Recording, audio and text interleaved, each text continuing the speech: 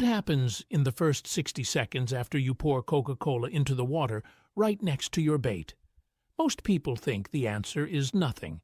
Maybe some fizzing, a brown cloud, and a good way to waste a perfectly fine soda. But if you've actually done it, poured about half a can into the shallows next to a baited hook, and sat there watching, you already know. Something shows up, usually within 5 to 10 minutes, sometimes faster. And once you understand what's really going on below the surface, you'll realize the fish aren't responding to the flavor at all. They're responding to a signal they're wired to chase. I first saw this done by a 12-year-old kid on Santee Cooper in South Carolina, a massive two-lake system connected by a diversion canal that holds everything from largemouth to trophy catfish. He was sitting on the bank with a rod that looked older than he was, a foam cup full of worms, and a half-empty bottle of Coca-Cola. Every 15 minutes or so he'd walk to the edge and pour a slow trickle of Coke into the water about 2 feet from his bobber. I watched him pull in 7 fish in 90 minutes. I caught 2. Same bank, 40 feet apart, both of us using night crawlers. I finally walked over and asked him what he was doing. He shrugged and said his uncle taught him. Didn't know why it worked, just knew it did. That was 3 years ago. Since then, I've run my own tests, talked to 2 fisheries biologists, and tracked results across 4 different bodies of water in 3 states. We'll get into exactly what's happening underwater when that brown fizzy cloud hits the water column, how much to use and how often, which situations it dominates, and which ones it falls flat, and why most bass tournament organizations consider this a form of chumming, which is the act of throwing attractant material into the water to draw fish, and ban it under their competition rules. And stay through the end, because there's a frozen Coca-Cola method that turns a 5-minute burst into a slow, steady 20-minute release that outperformed the standard pour by a wide margin in every test I ran. You've had that morning. You get to the lake early, the water looks perfect, and you start casting with total confidence. An hour goes by. Nothing. You switch baits. Nothing. You move spots. Nothing. Meanwhile, there's a guy down the bank who keeps pulling them in like he's fishing a stocked pond. Same water, same weather, same morning. You check everything. Your knot's good. Your bait's fresh. Your depth seems right. But something is happening over there that isn't happening where you're sitting. And most of the time, you never find out what it was. Sometimes it's location. Sometimes it's presentation. And sometimes, more often than people talk about, it's the water around the bait that's making the difference, not the bait itself. That's the part nobody explains well, and it's the core of why pouring Coca-Cola into the water actually works. Fish don't just respond to what's on the hook. They respond to what's happening in the water column around the hook. And when you pour Coca-Cola near your bait, you're creating something that looks, sounds, and feels to a fish like a feeding event already in progress. Let me break that down, because it's the idea that changes everything about this technique. When a group of fish finds food on the bottom, the scene is chaotic. Tails thrashing, sediment getting kicked up, bits of organic matter swirling in a brown cloud, and tiny bubbles rising from the disturbance. If you've ever watched a school of carp feeding in the shallows, you know exactly what this looks like from above. Brown, murky cloud, movement everywhere, little columns of bubbles popping on the surface. That visual and acoustic signature, the cloud, plus the fizz, plus the disturbance, is a universal signal in fresh water. It means food is being eaten right now, and there might not be any left soon. Coca-Cola replicates almost every element of that signal. The caramel coloring creates a brown, sediment-like cloud. The carbonation releases CO2 bubbles that rise through the water column, mimicking the disturbance of active feeding. The sugar dissolves and creates a faint scent trail that disperses outward. And the phosphoric acid, a compound that gives Coca-Cola its sharp tang, lowers the local water pH by roughly 0.3 to 0.5 units within about a 3-foot circle, approximately the size of a hula hoop. That pH shift is important because decomposing organic matter, dead bait fish, crushed crawdads, rotting vegetation, all create the same kind of localized pH drop. Fish detect pH changes through ion-sensitive cells on their gill filaments. The thin red tissue flaps inside their gill covers. A sudden pH shift in a small area reads as organic activity. Something is breaking down. Something might be edible. A fisheries biologist at the University of Georgia's Warnell School confirmed this when I called to ask about it.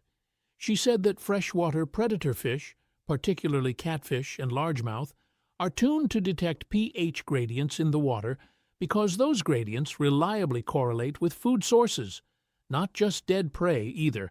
Aggregations of zooplankton, insect hatches, even schools of baitfish feeding on algae, all produce measurable pH dips in the immediate area.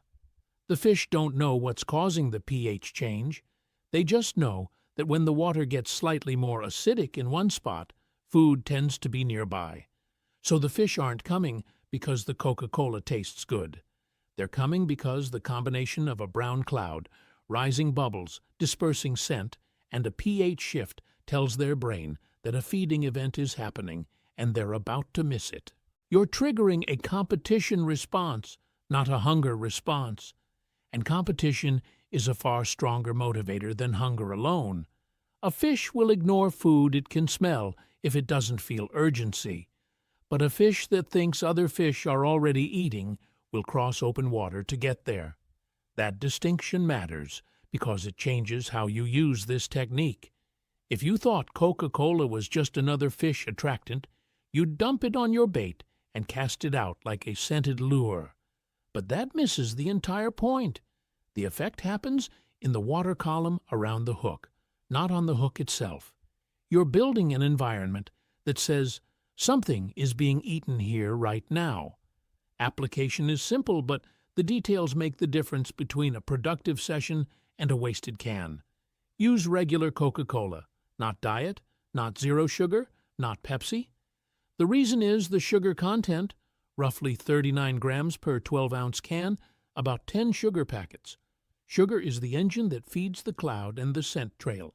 Diet versions use artificial sweeteners that dissolve too cleanly.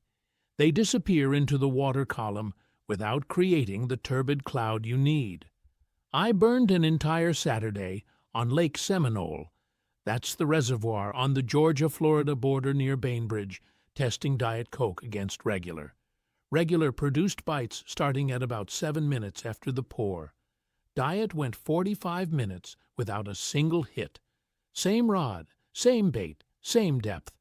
The only variable was the soda. Pour about a third of a can, roughly 4 ounces or the size of a small juice box, into the water within 2 feet of your baited hook. Don't dump it all at once. A slow, steady pour over about 10 seconds creates a more natural-looking cloud than a big splash. The cloud should drift and expand, not mushroom and settle. If you're bank fishing, pour it just slightly upstream of your bait so the current carries it past the hook. If the water is still, pour it right beside the bait and let it diffuse naturally. I tried pouring it directly on top of the bait once, and the impact scared 2 carp I could see holding nearby. They bolted. A gentle pour 2 feet away brought them back within 8 minutes. Pour quiet, pour slow. The water depth where you're fishing matters for the pour angle. In very shallow water, less than 3 feet, pour from as low as you can reach. Get your hand close to the surface. A pour from standing height creates a splash that looks more like a rock falling than a feeding event. In deeper water off a dock or pier, you can pour from chest height without issue because the surface disturbance doesn't reach the fish as directly. One question I get every time I mention this is whether other sodas work the same way. Short answer, not really. I tried Sprite, Mountain Dew, Dr. Pepper, and generic store-brand cola across different sessions. Sprite was the worst. The lemon-lime flavoring and citric acid produce a scent profile that actually repelled catfish in 2 of my tests on Santee Cooper. Mountain Dew was slightly better than nothing, but the bright yellow-green color creates the wrong visual signal. It doesn't look like a feeding disturbance. It looks like something toxic. Dr. Pepper came closest to Coca-Cola's performance, probably because it shares a similar dark caramel coloring and phosphoric acid base, but still fell about 25% short in time to first bite. Generic cola did about 80%, as well as name-brand Coke. The difference might just be sugar concentration. Coca-Cola has slightly more per ounce than most generics, but honestly, at less than $1 per can, there's no reason to cheap out on the one ingredient that makes this work. If you're enjoying this so far, subscribe. We've got more of these coming. Timing is where most people go wrong on the second and third pour. The initial effect lasts about 8 to 12 minutes in calm water.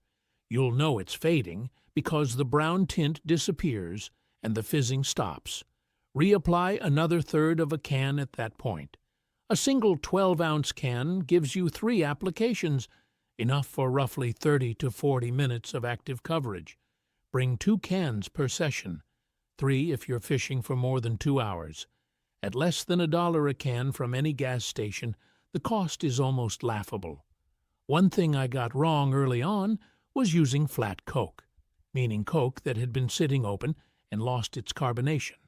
I figured the sugar and coloring were the main factors, and the fizz was just a bonus. Wrong. A bait shop owner on the South Carolina side of Santee Cooper, a guy named Earl, who's been running his place since the 1990s, told me he'd been quietly recommending Coca-Cola to his regulars for over a decade. He also told me flat Coke performs about 40% worse than fresh. The carbonation isn't decoration. The rising bubbles are half the signal. Without them, you've got a brown cloud with no movement, which looks more like a mud disturbance than a feeding event. Fish investigate mud, but they rush toward bubbles. There's a difference between curiosity and urgency, and the fizz is what flips the switch from one to the other. I made this mistake 3 times before it sank in. Third time, I cracked open a fresh can on the same bank where flat Coke had done nothing the day before, and within 6 minutes had a catfish on. Sometimes you have to feel dumb before you feel smart. Earl tracked his own informal data across 1 full summer. He asked about 30 customers to try the Coca-Cola method and report back. 22 actually followed through. Of those, the average time to first bite dropped from 34 minutes with untreated bait to 11 minutes with the Coca-Cola pour. That's not a scientific study, but 22 people across 3 months on the same lake system telling you the same thing is hard to argue with. A guy on the Catfish Anglers Resource Forum, who goes by Blue Cat TX, ran a more structured experiment on the California Delta, that massive tidal waterway system east of San Francisco, where the Sacramento and San Joaquin rivers merge. He fished 16 sessions over 2 months, alternating between Coca-Cola pour and no pour, keeping everything else identical. His total weight per trip averaged 18.4 pounds with the pour and 11.2 without, a 64% increase. His best session was 31 pounds in 1 outing, mostly channel catfish between 2 and 6 pounds, with 1 blue cat that went 14. Where you fish, this matters more than what species you're after, and that's a different way to think about it than most fishing techniques. Instead of asking, "Does this work on base?" ask, "Does this work where I'm fishing?" Bank fishing is where Coca-Cola dominates. When you're fishing from shore, you're limited in how far you can cast and how much water you can cover.